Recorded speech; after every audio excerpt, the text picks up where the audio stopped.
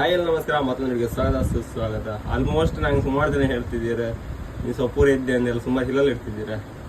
ಅಂದರೆ ಈಗ ಅದ್ರಿಗೋಸ್ಕರ ವಾಪಸ್ ಸ್ಟಾರ್ಟ್ ಮಾಡುವ ಅಂದ. ಈಗ ಬಾಡಿ ಈ ಥರ ಇತ್ತು.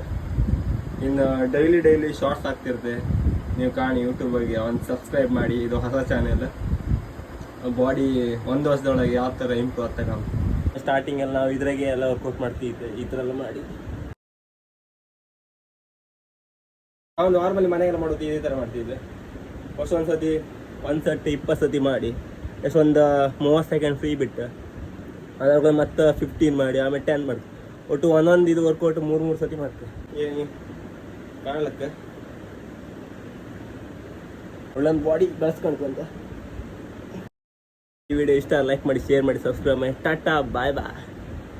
ಇವತ್ತಿಗಿಷ್ಟೇ.